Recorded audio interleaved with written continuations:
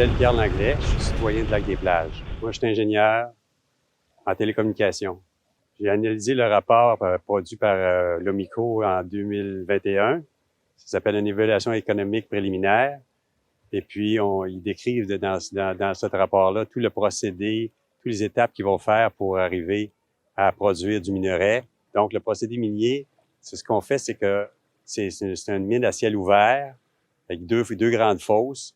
Puis, on dynamite la roche pour être capable de la transporter vers une usine de concentration du minerai.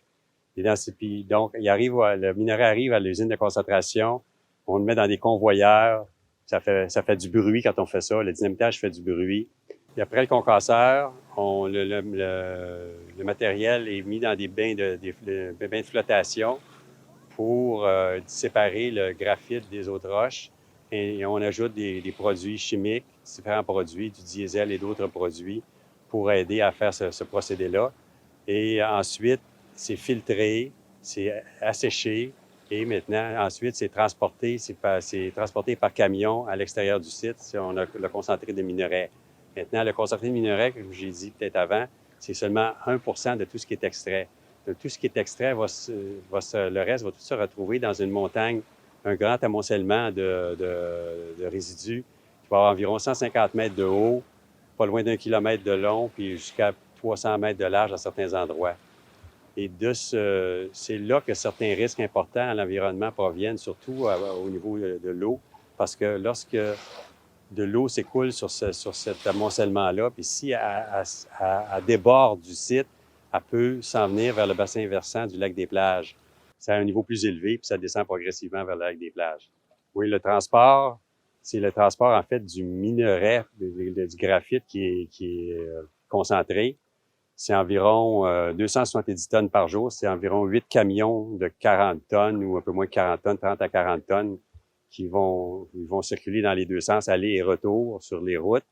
Maintenant, dans l'évaluation économique qu'ils ont faite, il n'y a rien qui précise ce serait quel chemin, mais le seul chemin actuellement disponible pour l'instant, c'est le chemin Tour du Lac et le chemin Sioui qui se rendent près du site de la mine. Et les chemins comme le chemin du lac, c'est des chemins secondaires. Ça n'a pas été construit pour ça. Ça n'a pas été construit pour ce genre de camionnage-là.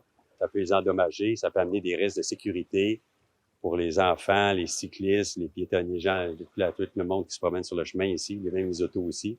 Parce que l'opération de la mine se fait 24 heures par jour, 365 jours par année. Donc, ça fait du bruit, les camions qui passent le soir. Il y en a qui passent le soir, de jour, le matin, etc. La qualité de l'air, quand on fait une mine à ciel ouvert comme ça, on dynamite, donc il y a des poussières qui s'élèvent dans les airs, qui sont portées par le vent. Il y a aussi dans le transport avec les camions aussi, ça crée de la poussière. Puis, même chose aussi que pour les bassins versants, le lac des Plages est à l'est du site, au sud-est. Les vents dominants dans ce secteur-ci sont nord-ouest, ouest-nord-ouest. Donc, ces poussières-là peuvent s'amener vers notre secteur puis avoir des impacts dépendant des concentrations. Il y a souvent du silice dans la terre, dans le sol ici, dans cette région-ci. Et le silice, on sait que c'est dangereux. Il y a eu toute une polémique ou tout un impact environnemental à Saint-Rémy d'Amherst il y a à peu près 60 ans ou 70 ans pour des mineurs qui ont eu le cancer suite à cette pollution.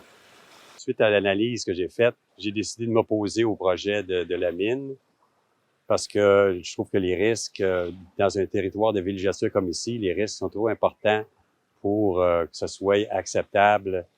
Donc, on croit que notre territoire est incompatible à l'activité minière.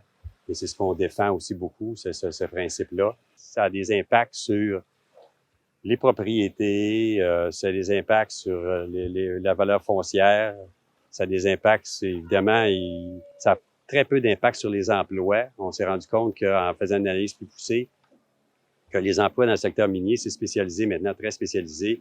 Puis les emplois que ça pourrait amener ici sont très minimes. Plus tu es proche de la mine, plus ça a un impact sur la valeur foncière des propriétés. Puis plus tu t'éloignes un peu moins, ça diminue progressivement. Il y a des études américaines qui ont démontré ça, que les mines à ciel ouvert avaient ce genre d'impact-là. Donc, ça aurait un impact sur la diminution de la valeur foncière, donc moins de revenus pour la municipalité. Dans le plan de l'OMICO, il parle du réaménagement du site après les 15 ans d'exploitation qui sont prévus actuellement. Je veux juste mettre un bémol. Le MICO cherche à ajouter, cherche progressivement dans le futur à augmenter ses réserves minières. Fait que ça pourrait être plus que 15 ans, là, ça pourrait durer pas mal plus que 15 ans. Donc, ça pourrait être plus long, mais le plan indique qu'ils remettraient ça sensiblement comme c'était, mais ça peut pas être remis comme c'était. Ils enlèveront pas la grosse montagne d'amoncellement de résidus, ils pourront pas l'enlever, etc. Il va toujours demeurer un risque, que ça s'écoule de ça, puis ça vienne affecter les ressources aquatiques du coin. Ce qu'on a vu dans le passé, c'est que les compagnies minières n'ont pas une très, très bonne réputation pour remettre les sites en état. Puis maintenant, les lois sont un peu plus sévères qu'avant parce qu'il faut qu'ils mettent un fonds en prévision. Mais est-ce que le fonds serait suffisant pour vraiment remettre ça en... C'est bien difficile à juger aujourd'hui pour ce qui va se passer. Fait qu'il y a un risque là aussi, évidemment, que ça reste des cratères et que ça soit pas réaménagé. Le chalet que j'ai ici au lac des Plages, ça représente un petit paradis. Paradis d'été c'est un des très beaux lacs du Québec avec des plages magnifiques. Puis on veut préserver ça pour le futur, pour nos enfants, pour la communauté future qui est de végétateurs, etc. Monsieur Legault, cette région-ci est incompatible à l'activité minière. Mettez un moratoire, passez à l'acte.